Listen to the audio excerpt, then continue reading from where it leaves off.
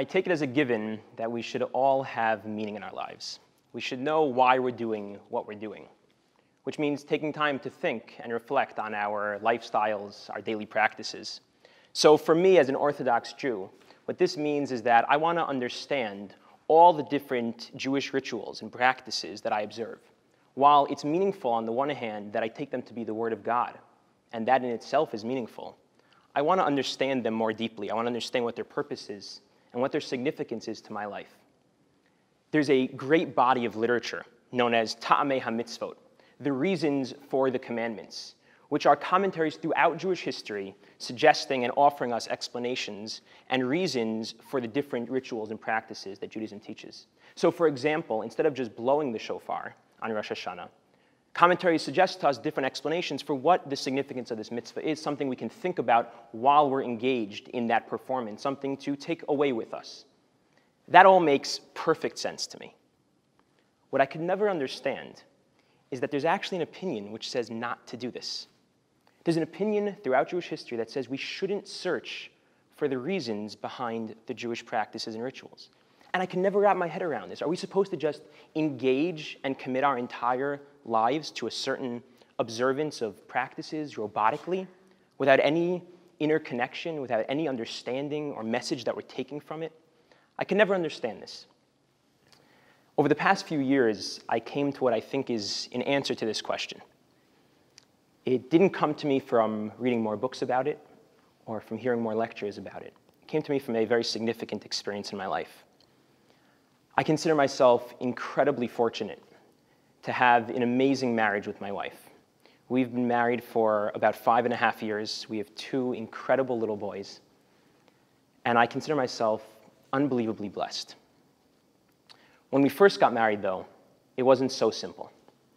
Almost immediately after our wedding, I found myself almost plagued by these incessant thoughts running through my head, questioning the decision I had made and doubting my marriage.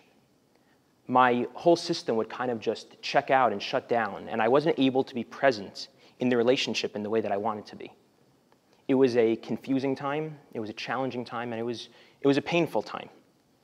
Fortunately, I found an amazing therapist who helped me realize that my doubts had very little to do with my marriage and almost nothing at all to do with my wife. They had everything to do with me. I was living my marriage in my head, and I wasn't living in the marriage. I wasn't allowing myself to be present in the experience to find its meaning. Because I was living so much in my head, I had created this image of what my perfect relationship was supposed to look like. And when reality didn't measure up to exactly that, I started to question it. But what my therapist taught me was that to find the meaning in something, you actually need to be present in the situation. So for me, what that meant is that even when my mind was racing with these seemingly unanswerable questions, I was still going to sit down and have dinner with my wife. And even when my mind was flooded with these seemingly inescapable thoughts, we were still going to go out and have fun together. And over time, when I started doing this, I found that the questions started coming up less and less frequently. And when they did come, it was with less intensity. And over time, they just completely evaporated away. And this was a transformative experience for me. Because I had always thought that I should first know why I was going to do something and then go ahead and do it. My understanding should drive my action. But things aren't always so neatly packaged like that. It's not exactly so linear. Often you have to be in the experience to find the meaning that it has to offer you, and it even takes an initial dive into that practice without even fully knowing why in the first place. And for me, this wasn't just transformative in my relationship, which was its most important effect, but also in my religious life. I began to move a little bit more out of the books, a little bit away from a purely intellectual approach to religion, and towards a more emotional and experiential connection to God and spirituality. And in my teaching, to not just focus on conveying interesting information, but but to also make a point to create engaging experiences. The opinion that says we shouldn't search for the reasons behind the Jewish practices isn't saying we shouldn't find meaning in our practices and an interconnection to that which we're doing. They're saying something incredibly insightful about how to discover that meaning and something about the limitations of how it can be transmitted. What they're saying is that you can't talk about that meaning in a lecture or write about it in a book. You can only discover it from being on the inside of the practice. You can only get so far trying to describe to someone the adrenaline of being at a playoff sports game or the beauty of sitting at a symphony. The best thing you can do for that person is simply take them inside to experience it for themselves. And this idea is really rooted in two of the most celebrated biblical words. The Jewish people are offered the Torah, and they proclaim their acceptance by saying, Na'aseh v'nishma. We will do and we will listen. And traditionally, they've been praised for how counterintuitive this formulation is. You would have expected them to say, we will listen and we will do. That's the usual sequence of things. You hear something and then you go ahead and do it. But they don't say that. They say, we will do and we will listen. But the word nishma here can't actually mean listen, because you can't do something without first listening to what it is you're supposed to do. So nishma here doesn't mean listen. It means understand. What the Jewish people were saying is we will do and we will understand. What I think they were really trying to say is that by doing, by immersing ourselves in this experience, in these practices, that's how we will come to fully discover its meaning and more deeply understand what it's all about. Judaism has always taught us to be the type of people who intentionally live in this space of balance and tension between, on the one hand, thinking, the human craving and drive for understanding and explanation, and on the other hand, experiences, the reality that so often we can't fully discover explanation and understanding without being on the inside of a practice, of an experience. For me, as an overthinker, to find my equilibrium that would allow me to find meaning in my life, I needed to move out of my comfort zone of always thinking and spend a little bit less time thinking and a little bit more time experiencing. For another type of person, the over-engager, if you will, the person who has a very easy time running from one experience to the next, always diving into new opportunities.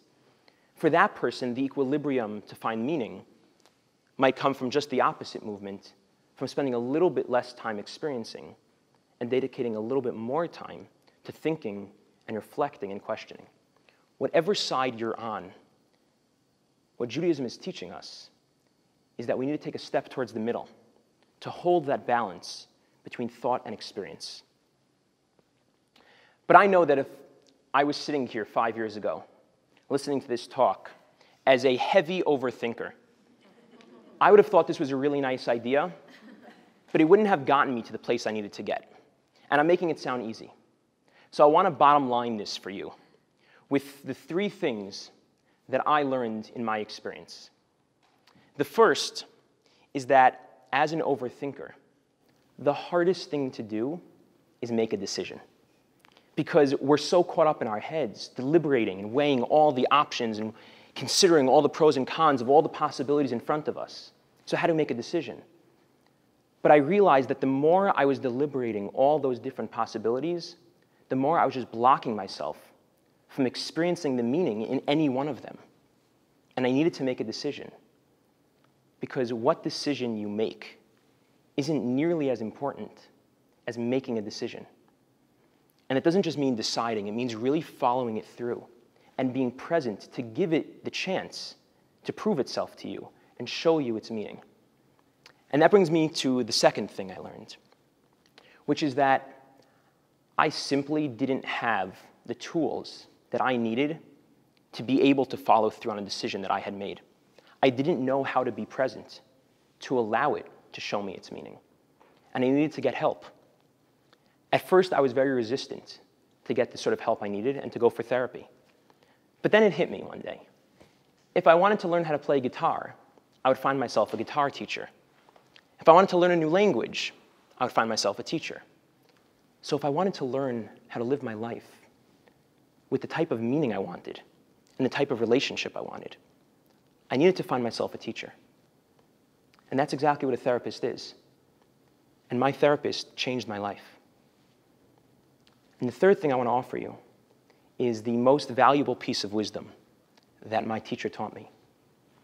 And that is that there is no decision we can make in this world, in this life, that doesn't have imperfections and can't be doubted till the end of the earth if we want to go down that road. But the more that I was allowing those imperfections and doubts to scare me off and keep me in my head, the more I was simply blocking myself off from experiencing all the meaning that was right in front of me.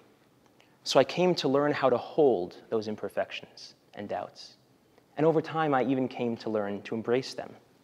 And I found that there's so much more meaning in life because of all those imperfections and doubts.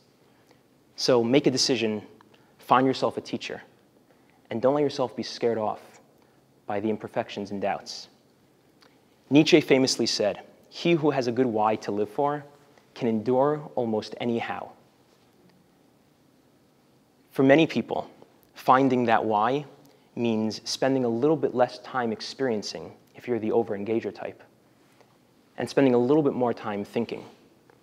For me, and other overthinkers like me, finding that why means a little bit less thinking and a little bit more living. Thank you very much.